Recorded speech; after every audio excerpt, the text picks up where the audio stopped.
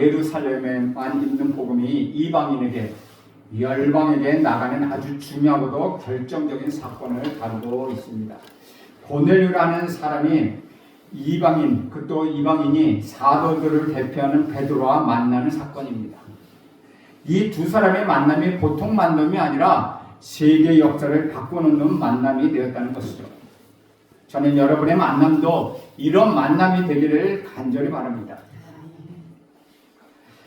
여러분이 누구를 만나든 이 어떤 사건에 개입했던 그것이 여러분의 개인이 사건이 아니라 정말 한국 역사를 바꾸는, 세계 역사를 바꾸는 그런 사건이 되기를 간절히 바랍니다. 하나님은 복음을 우리에게 주셨습니다. 또한 예루살렘에도 주셨습니다. 그러나 예루살렘만 머물러 있기를 바라지 않으셨습니다. 또 하나님은 유대인에게 먼저 복음을 주셨습니다. 그러나 이 복음이 유대인의 전유물로만 남기를 바라지 않으셨다는 것이죠. 복음은 모든 열방과 모든 이방인들에게 또 땅끝까지 이르기를 간절히 원하셨습니다. 하나님의 복음은 무한하고 우주적입니다. 어떻게 복음이 이방인들에게 전달되었을까요? 이것이 너무나도 중요하기 때문에 사도행전을 기록한 누가는 이것을 3번씩이나 이 사건을 기록하고 있다는 것이죠. 오늘 10장에서 이야기하고 있으며 11장에 가서 또 반복해서 이야기하고 있고 15장에 가서 이 이야기를 또 한 번 반복하는 것을 우리는 볼 수 있습니다.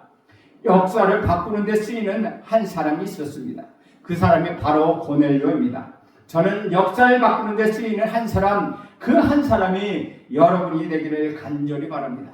오늘 1절에 보면 이렇게 기록합니다. 가이사랴에 고넬료라는 사람이 있으니 이달리아 부대라 하는 군대의 백부장이라.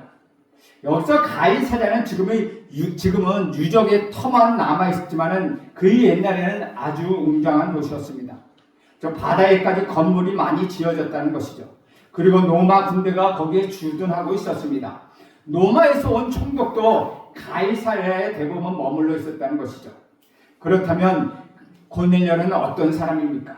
첫째, 고넬료는 이달리아 부대라 하는 군대의 백부장이었다고 합니다. 이달리아 군대, 다시 말하면 이것을 강조하는 이유는 로마 군대라고 하지 않고 이달리아 군인들로 구성된 부대라고 얘기합니다. 이것은 로마인들, 이탈리아인들로 구성되어 있는 본부대가 있고 또 현지인들로 구성되어 있는 보조부대가 있기 때문입니다. 고넬료는 보조부대의 백부장이 아니라 정규부대, 강력한 로마 이달리아 군대의 백부장이었다는 것이죠. 그러니까 로마 사람으로서 로마에서 파견되어 가이사랴에 나와 있었던 엘리트 군인이었다는 것입니다. 그런데 성경은 그에 대해 놀라운 것을 또 알려주고 있습니다. 2절을 보면 이렇게 기록합니다.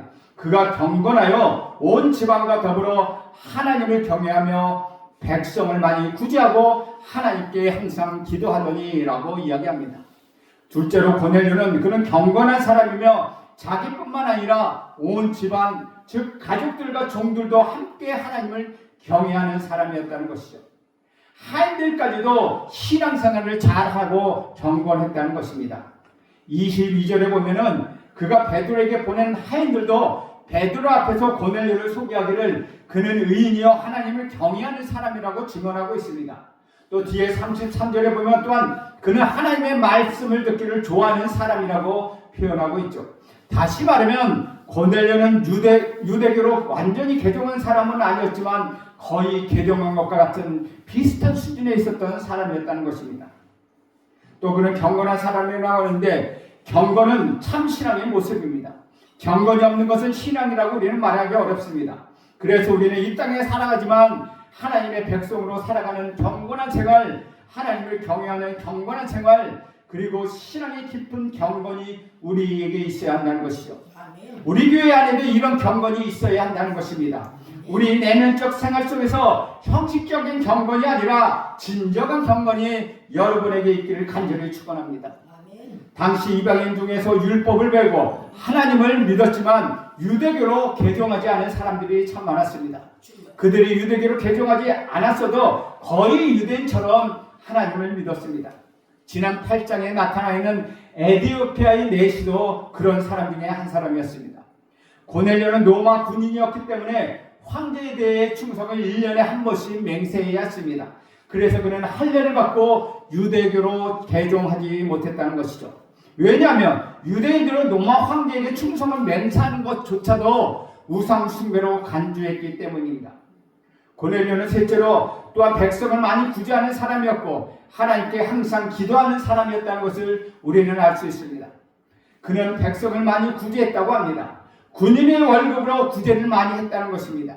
그저 백성을 많이 구제했다는 것은 로마 사람들을 구제했다는 것이 아니라 자기가 주둔하고 있는 유대 지역의 이스라엘 사람들에게 자선을 베풀었다는 것입니다. 그러니 얼마나 훌륭한 사람입니까? 넷째, 이 사람은 하나님께 기도했는데 항상 기도했다고 합니다. 누구든지 기도할 수 있습니다. 그러나 항상 기도하기는 그리 쉬운 일이 아니라는 것이죠. 이 사람은 시간을 정해놓고 기도했습니다. 이분은 살아있는 기도, 이 사람의 삶이 기도였을지도 모른다는 것이죠. 어떤 기도를 위하여 기도하는 것이 아니라 그의 삶이 기도였다는 것입니다. 사람을 만날 때도 기도하며 만납니다. 주여, 내가 이 사람을 만나는데 내가 예수님의 모습을 보여주게 하옵소서라고 기도합니다.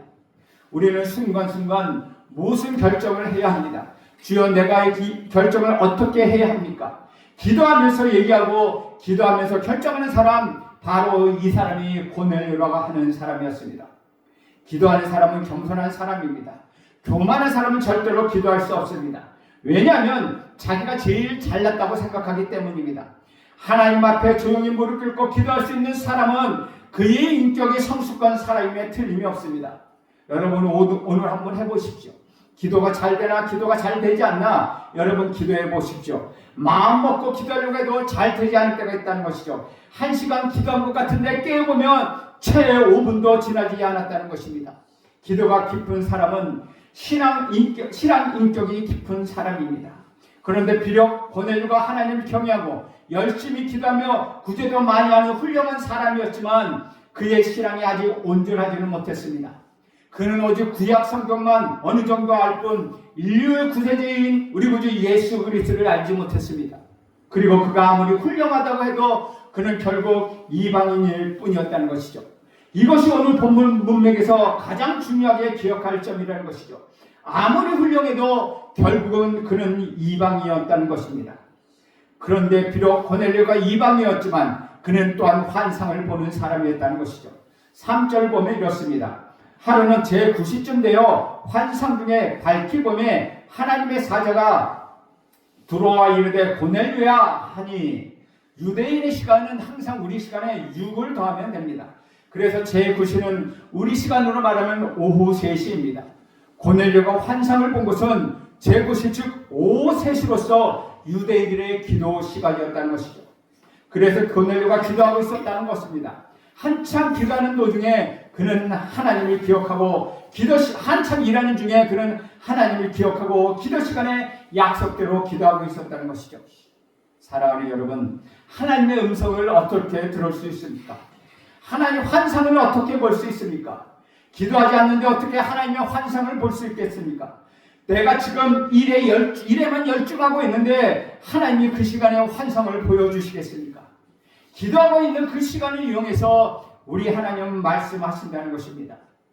주 안에서 사랑하는 여러분, 내 마음이 조용하게 묵상하고 있는데 어찌 하나님의 음성을 들을 수 있겠습니까? 시끄럽게 떠들고 돌아다니는데 어떻게 그런 사람에게 하나님의 말씀하시겠습니까? 여러분, 우선 조용해야 우리는 들을 수 있습니다. 은밀한 시간을 가져야 한다는 것입니다. 그래야 하나님의 마음을 느낄 수 있지 않겠습니까? 내가 잡담하고 떨면 어찌 하나님의 음성을 들을 수 있겠습니까? 영화를 보고 있는데 하나님의 음성이 들리겠습니까? TV 드라마를 보고 있는데 어찌 하나님의 음성이 들리겠습니까? 술을 마시고 담배를 피우고 있는데 하나님의 음성이 들리겠습니까? 아니요, 절대 그럴 수가 없다는 것이죠. 내가 조용해야 들린다는 것입니다. 내가 기도해야 들린다는 것입니다. 여러분이 기도하고 있으면 하나님이 여러분에게 찾아오십니다. 여러분이 성경을 읽을 때, 여러분의 말씀을 묵상할 때 하나님은 여러분에게 찾아오셔서 말씀해 주십니다. 고넬료는 기도 중에 환상을 보았습니다. 제9시에 기도했던 사람이 또 있습니다. 베드로와 요한이 제9시에 기도하러 성전에 올라가다가 태어나면서부터 걷지 못하는 사람을 만났습니다. 그리고 그를 우리 구주 예수 그리스도의 이름으로 일으켜 세운 일이 있습니다. 고넬료는 직원보원하는 사람이 아니었습니다. 그는 응답받는 기도의 사람이었습니다. 저는 우리 재성교회 여러분이 다 이렇게 경건의 시간을 갖길 간절히 바랍니다. 기도의 시간을 약속대로 가져서 하나님과 정지적으로 만나기를 간절히 바랍니다. 그래서 기도에 응답받는 축복이 있기를 간절히 바랍니다. 3절과 4절 말씀을 읽겠습니다. 3절과 4절을 보면 하루는 제9시쯤 되어 환상 중에 밝히 보매 하나님의 사자가 들어와 이르되 고넬료가 하니 고넬료가 주목하여 보고 두려워하여 이르되 주여 무슨 일이니까? 천사가 이르되 내 기도와 구제가 하나님 앞에 상달되어 기억하신 바가 되었으니 고넬료가 기도하고 있다가 환상을 보았습니다. 그리고 하나님의 메시지가 그에게 전달되었습니다. 우리는 여기서 하나님의 성품을 조금 알 수 있습니다. 하나님은 누구든지 사랑하신다는 것입니다. 그러나 그 중에도 구제하는 사람과 기도하는 사람에게 특별히 관심을 가지고 있다는 것입니다. 저는 여러분이 하나님께 특별한 관심을 받는 사람이 되기를 간절히 바랍니다. 기도를 많이 하는 사람, 구제를 많이 하는 사람이 되기를 간절히 바랍니다. 하나님이 이런 것을 굉장히 기뻐하십니다. 비록 이방인이라 할지라도 하나님이 기도하고 하나님을 찾고 하나님을 경외하는 사람에게 관심이 있다는 것입니다. 여기서 우리가 배우는 것 또 한 가지가 있습니다. 고넬료가 규칙적으로 기도 생활을 하는 가운데 하나님의 환상을 보았다는 것입니다. 우리는 정기적으로 기도해야 한다는 것입니다. 기도할 때 하나님의 역사가 일어난다는 것입니다. 기도할 때 하나님의 은혜로 천사를 보내주신다는 것입니다. 4절 하반절에 보면 내 기도와 구제가 하나님 앞에 상달되어 기억하신 바 되었으니 라고 말씀하십니다. 하나님은 여러분이 기도하는 것을 꼭 기억하십니다. 여러분이 오른손 모르게 왼손 모르게 구제하는 것도 우리 하나님은 반드시 기억하고 계신다는 것입니다. 여러분을 필요로 하는 사람을 도와주십시오. 그러나 빚내서는 그렇게 하지 마시오. 도와줄 수 있는 범위 안에서 사랑을 베풀어 주십시오. 하나님이 이것을 꼭 기억하십니다. 여러분이 어려울 때 하나님 기억해 주십니다. 적어도 하나님이 나를 기억하고 있다는 것 한 가지씩은 가지고 있는 것이 좋다는 것입니다. 지난 시간에 우리가 들은 욥바의 다비다라는 제자를 기억하십니까? 이 여자는 선행과 구제가 뛰어난 사람이었습니다. 그녀가 죽었을 때 사람들은 그녀를 무덤에 장사하지 않았습니다.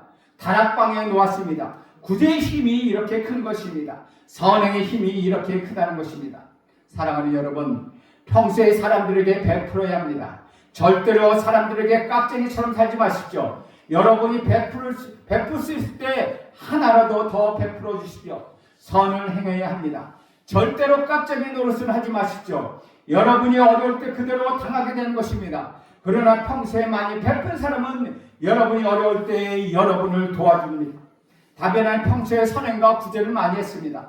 사람들이 정말로 그녀를 사랑했고 그녀의 시체를 무덤에 두지 않고 다락방에 두었습니다. 그녀는 다시 살아날 수 있었습니다. 우리 하나님이 이 여자의 선행과 구제를 기억하셔서 베드로를 보내주셔서 다비다를 다시 죽음으로부터 살려주셨다는 것입니다.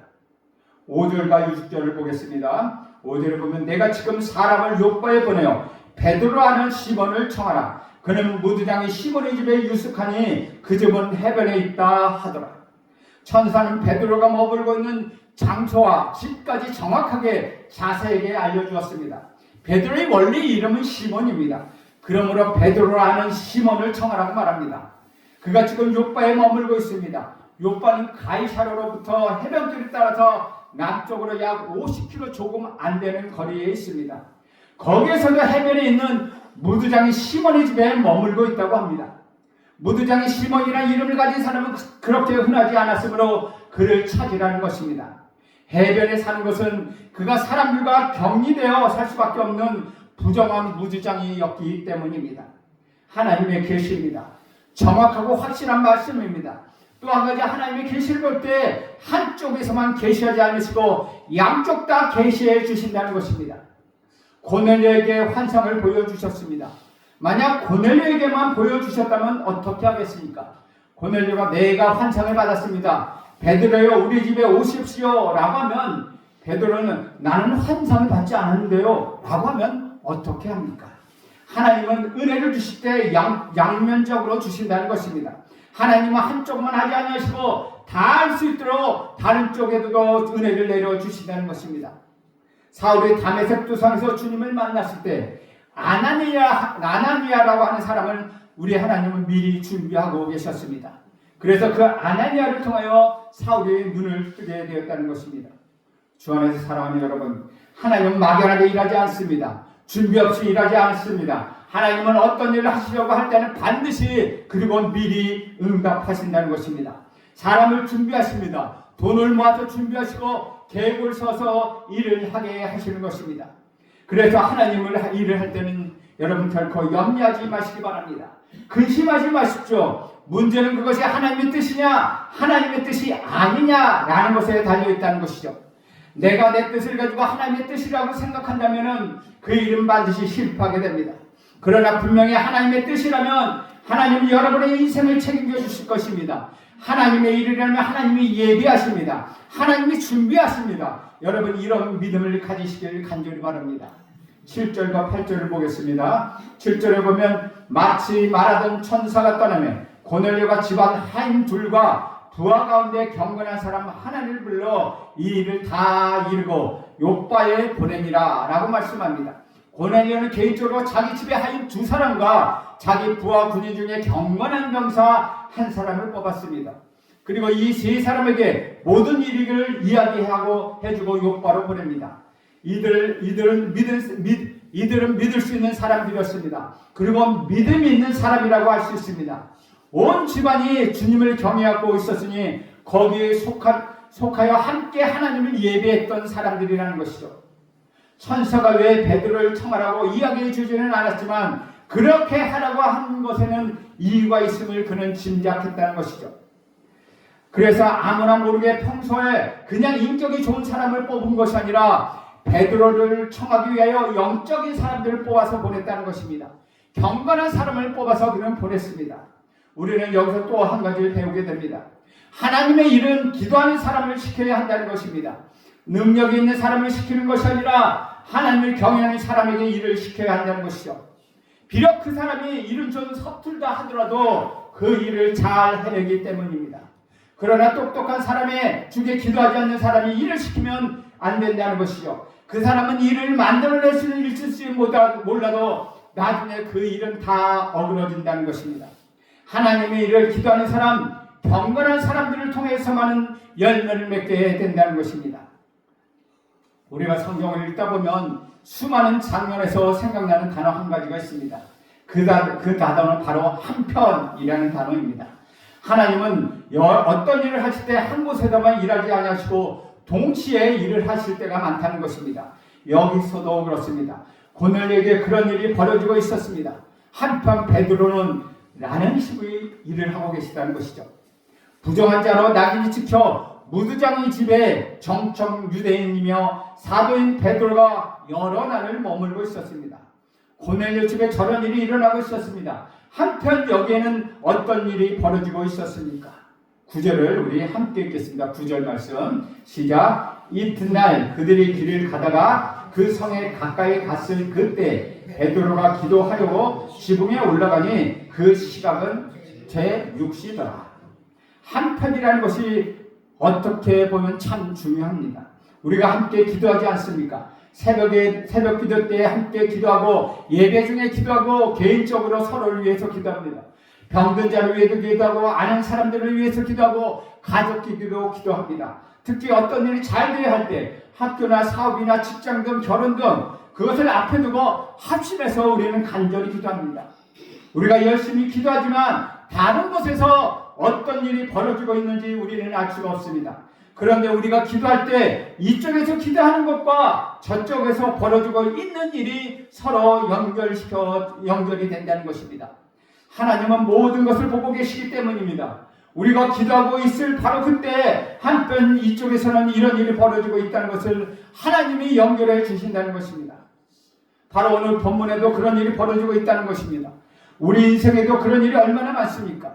지나고 보면 내가 이렇게 하고 있을 때 저쪽에서는 저런 일이 벌어지고 있었구나 하면서 하나님이 이미 저쪽에서 다 준비하고 계셨구나 라고 하며 나중에 그것을 알게 될 때가 많습니다. 그러므로 여러분 항상 걱정되거나 근심이 생길 때 한편을 기억하시기 바랍니다. 내가 지금 여기 이러고 있지만 한편 저쪽에는 하나님의 역사가 준비되고 있다는 사실을 여러분 믿으시길 바랍니다. 그것이 여기에서 일어난 일입니다. 고넬료가 보낸 사람들이 베드로가 있는 무드장의 집에 가까이 이르렀습니다. 그런데 가는 사람들도 무슨 일이 있을지 알지 못하고 베드로도 전혀 알지 못했습니다. 베드로가 제6시 즉 낮 12시에 정오 기도를 위하여 무드장의 시몬의 집 지붕 위에 올라갑니다. 이때 유대인의 기도 시간도 아니었지만 베드로는 이 시간에 기도하려고 지붕에 올라갔다는 것이죠.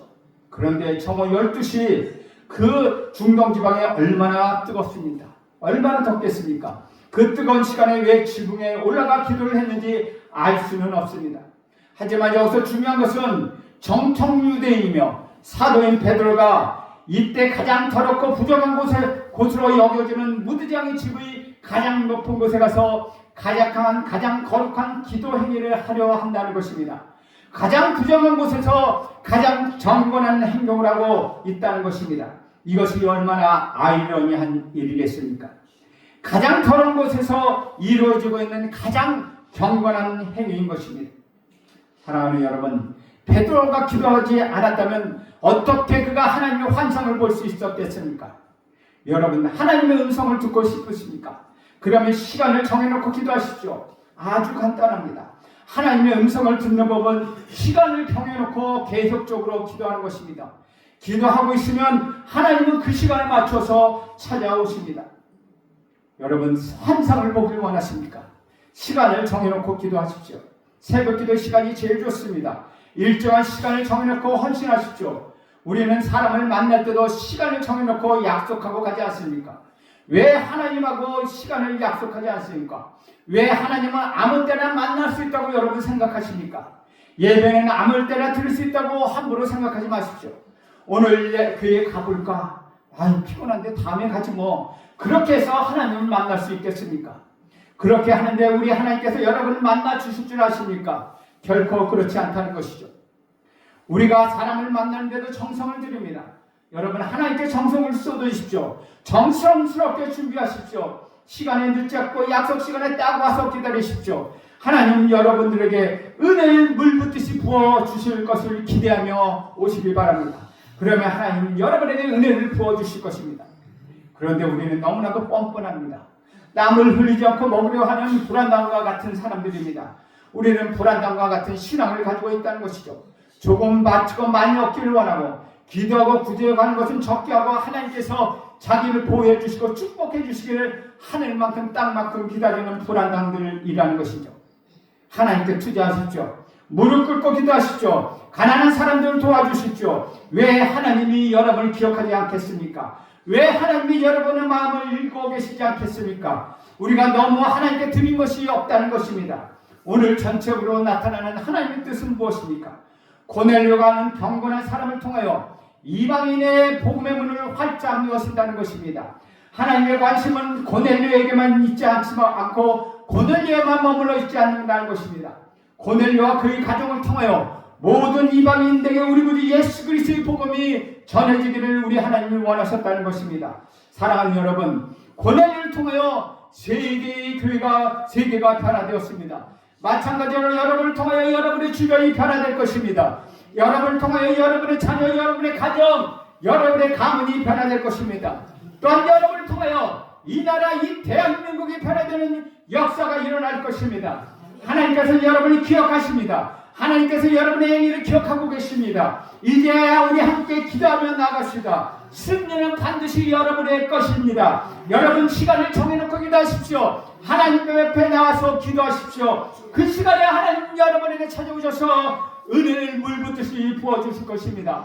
하나님의 은혜가 여러분과 여러분의 가정과 여러분의 자녀들에게 넘쳐날 것입니다. 여러분 기도하며 사는 여러분, 저와 여러분 되시길 간절히 바랍니다. 기도하겠습니다. 하나님, 오늘도 고넬료를 통하여서 하나님이 축복해 주시는 방법을 우리는 배웠습니다. 하나님, 기도할 때 환상을 볼 수 있었던 것처럼, 시간을 정해놓고 기도하며 환상을 볼 수 있었던 것처럼, 우리 모두도 시간을 정해놓고 주께 기도하면 계속해서 기도해 나갈 수 있도록 도와주옵소서. 예수님의 이름으로 기도합니다. 아멘.